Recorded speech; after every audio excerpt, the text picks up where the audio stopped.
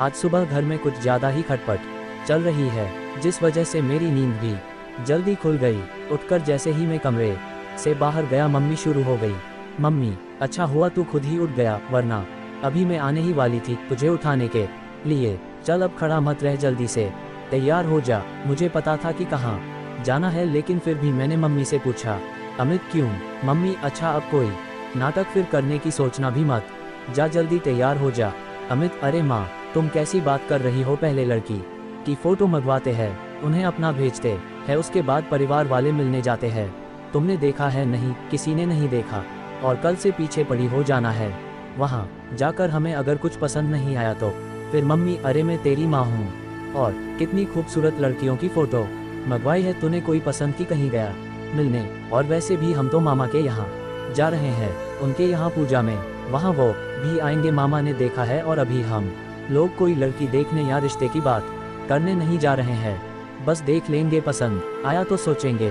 तुम्हारे मामा करीब 50 किलोमीटर दूर रहते हैं। मामा ने गांव में अच्छा सा घर बनाया है नया, उसी के गृह प्रवेश की पूजा है। मेरे घर में मेरी 2 बहनें हैं, एक मुझसे छोटी और एक बड़ी दीदी की शादी हो गई। अब माँ को जल्दी है मेरी शादी की, इसलिए जहाँ भी जाती उनकी नजरें ढूंढती है अपनी बहू। तैयार होकर हम सब लोग अपनी कार में बैठकर निकल गए मामा के घर। करीब 2 घंटे में हम पहुंच गए। लड़कियों के मामले में थोड़ा शर्मीला हूँ मैं, जब भी ऐसी किसी जगह जाता हूँ तो नर्वस हो ही जाता हूँ। वहाँ जाकर सब लोग पूजा में बैठ गए, मैं वहाँ बैठा बैठा सभी को देख रहा था। लड़कियों को देखकर यही सोच रहा था कि कहीं ये तो नहीं, कहीं ये वाली तो नहीं। खैर पूजा खत्म हो गई, मैं कुछ काम से बाहर गया, वापस करीब 1 घंटे में आया। तब तक कुछ बात नहीं थी, सभी मेहमान भी खाना खा चुके थे।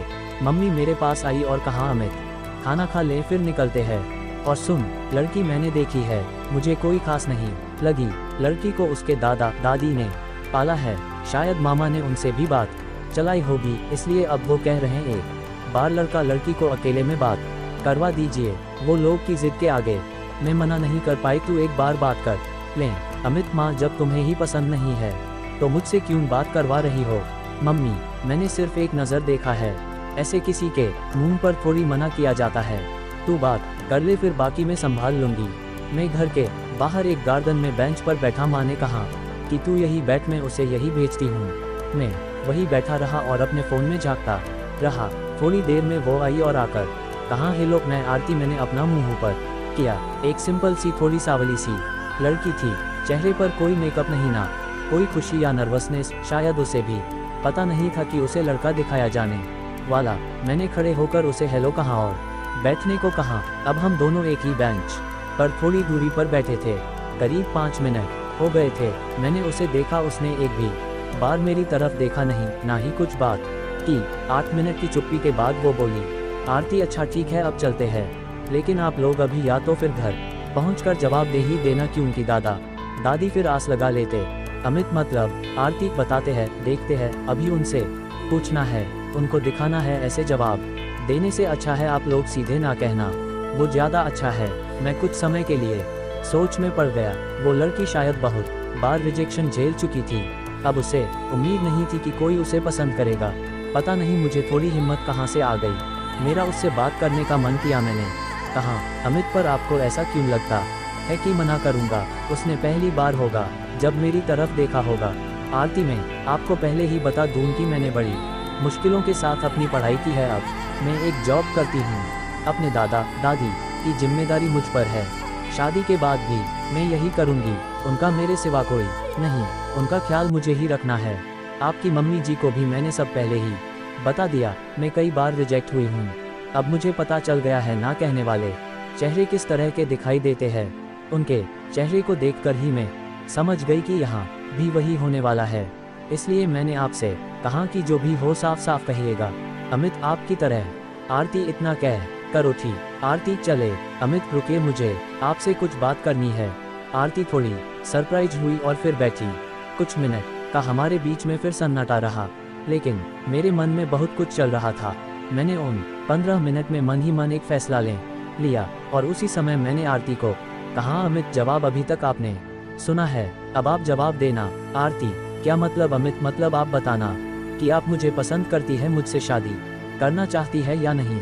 और हाँ, साफ साफ जैसे अभी बात की वैसे ही जवाब देना। आरती के चेहरे का रंग बदलने लगा। चेहरे पर जो बेरुखी थी अब वो धीरे धीरे शर्म और हंसी में बदलती दिख रही थी। आरती, इतना जल्दी भी मत कीजिए, अपने घर वालों से बात कर लीजिए। और ऐसा भी नहीं कि आप अभी हाँ कह दे फिर शादी के बाद बदल जाए। अमित, नहीं बदला तो। आरती, जाइए पहले घर पर बात करिए। अमित, वो सब मैं देख लूँगा, आप अपना सोचे कि आपके दिल में क्या है। इतने में ही मेरी छोटी बहन की आवाज़ आ गई कि मम्मी बुला रही है। मैंने जाने के पहले फिर कहा, अमित, अगर आप अपना नंबर देना चाहे तो। आरती ने कुछ नहीं कहा, शायद उसे अभी तक विश्वास नहीं था।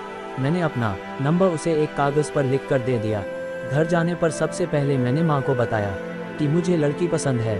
मम्मी, क्या बोल रहा है? तुझे पहले कितनी अच्छी अच्छी लड़कियाँ दिखाई, तूने पसंद नहीं? ऐसा क्या कर दिया जादू आरती ने?